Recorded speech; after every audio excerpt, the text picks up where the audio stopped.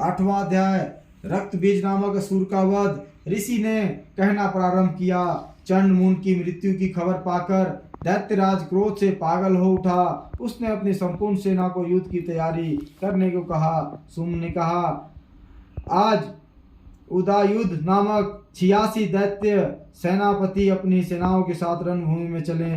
कमुनाम धारी दानवों के 84 सेना नायक अपने सेनाओं को तैयार करके युद्ध स्थल में प्रस्थान करें। कोटि वीर्य वंश के 50 और धौम्र कुल के 100 सेनापति मेरी आज्ञा से आज युद्ध में चलें।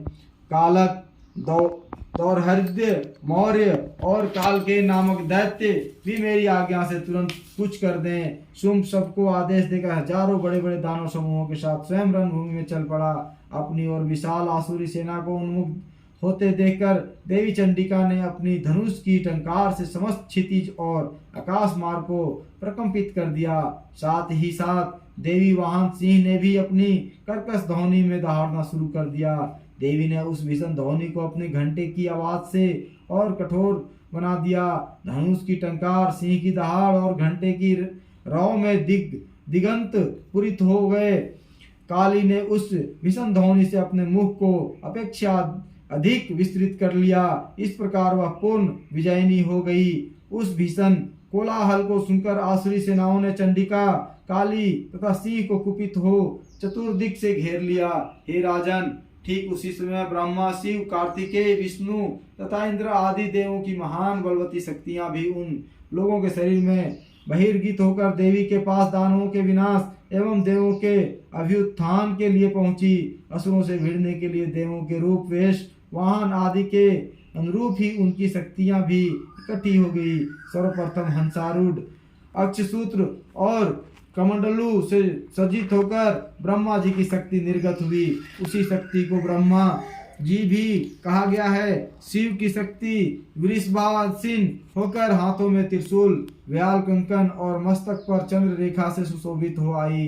कार्तिकेय की शक्ति मयूरासीन हो हाथ में शक्ति धारण करके रणभूमि में उपस्थित हुई। इसी प्रकार विष्णु की शक्ति गरुड़ारूढ़ होकर शंख, चक्र, गदा, धनुष तथा खड़ग लिए आधन की। भगवान की यज्ञवारा रूप धारणी शक्ति भी शुक्र के वेश में वहां प्रकट हो गई। भगवान नृसिंह की नरसिंही शक्ति भी उन्हीं के जैसा रूप बनाकर आ गई। उसके अयालों के फहराने से आकाश तारिकाएं मानो बिखर पड़ती थी। इसी प्रकार हाथ में वज्र लिए ऐरावत हाथी पर आरूढ़ होकर इंद्र की शक्ति भी वहां उपस्थित हो गई।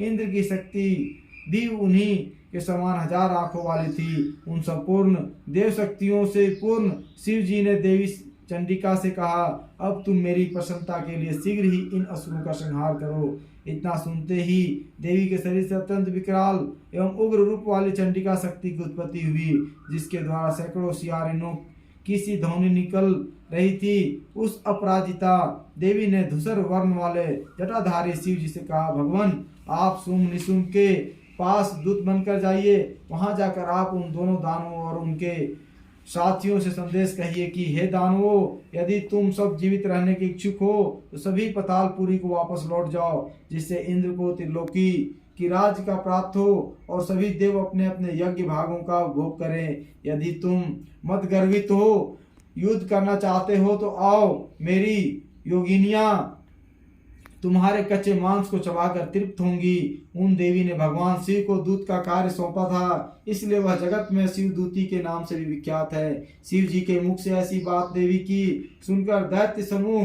क्रोधित हो उठा और उसी क्षण वे सब कात्यायनी की ओर झपट पड़े। तत्पश्चात वे सभी दानव क्रोधपूर्वक कर देवी पर अपने बाण शक्ति, रिष्टि आदि वस्त्रों की भयंकर वर्षा करने लगे। देवी ने प्रत्युत्तर में अपने धनुष की टंकार करके दैत्यों द्वारा प्रक्षेपित बाण शक्ति, परशु आदि को सहज ही काट गिराया।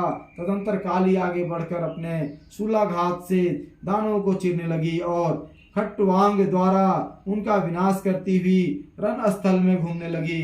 ब्रह्माणी जिधर भी निकल पड़ती थी, उधर के असुरों को अपने कमंडलू के जल छिड़क कर उन्हें सिरहत बना देती थी। माहेश्वरी ने त्रिशूल, वैष्णवी ने चक्र तथा कार्तिकेय ने अपनी शक्ति के बल से दानवों को कुचलना प्रारंभ कर दिया। इंद्राणी द्वारा वज्राघात से आहत राक्षस सैकड़ों की संख्या में खून से लथपथ होकर भूमि पर गिर पड़े। विष्णु की वराही शक्ति ने अपने थुथुन की मार से अनेक राक्षसों की पृथ्वी पर गिरा दिया। दाढ़ों की मार से कितनों की छाती को विदारित कर दिया तथा कितने ही वैष्णवी के चक्र से घायल होकर भूमि पर गिर पड़े।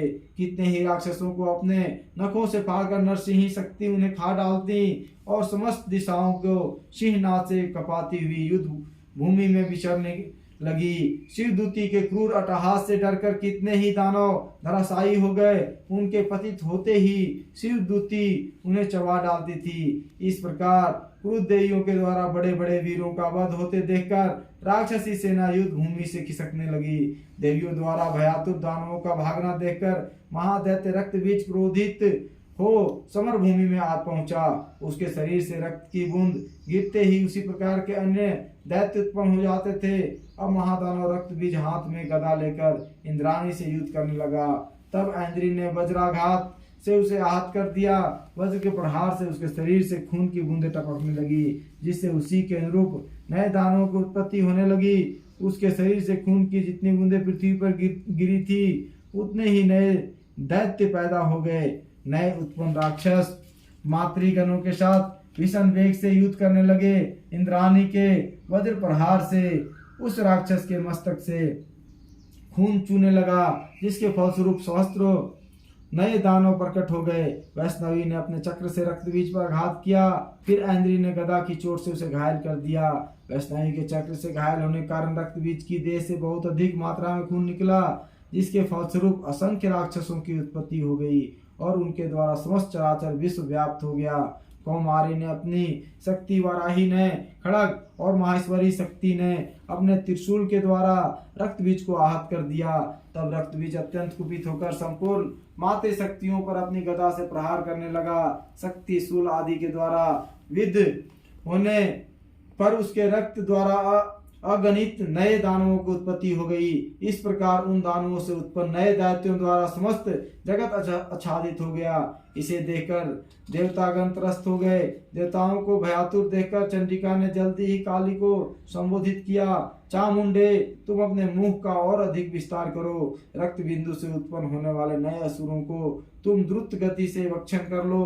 तुम नए राक्षसों का भक्षण करती हुई रणभूमि में विचरती रहो। इस तरह जब उसके शरीर का समग्र रक्त को समाप्त हो जाएगा, तब अनायास ही उसका वध हो सकेगा। जब तुम उन विषम दानवों का भक्षण कर डालोगी, तब नए दैत्यों का उत्पन्न होना बंद हो जाएगा। इतना कहकर चंडिका देवी ने अपने शूल से रक्त बीज पर प्रहार किया।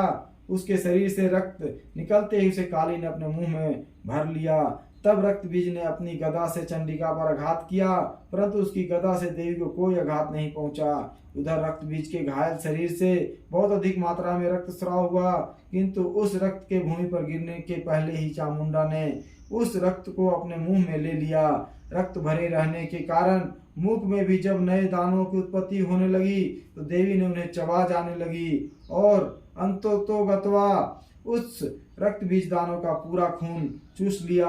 अब उस रक्तहीन दानव रक्त बीज को अपने वज्रवान, खड़ग, ऋषि आदि के प्रयोग से देवी ने मार गिराया। इस प्रकार हे राजन, शस्त्राघात से आहत होकर वह रक्त विहीन दानव रक्त बीज धरती पर गिर पड़ा। हे नरश्रेष्ठ, इस दृश्य को देखकर देवताओं का हृदय उल्लसित होने लगा।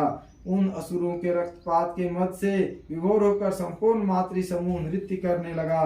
इस प्रकार 8वां अध्याय समाप्त हुआ। आज के लिए इतना ही, फिर कल मिलेंगे अगले अध्याय में। धन्यवाद।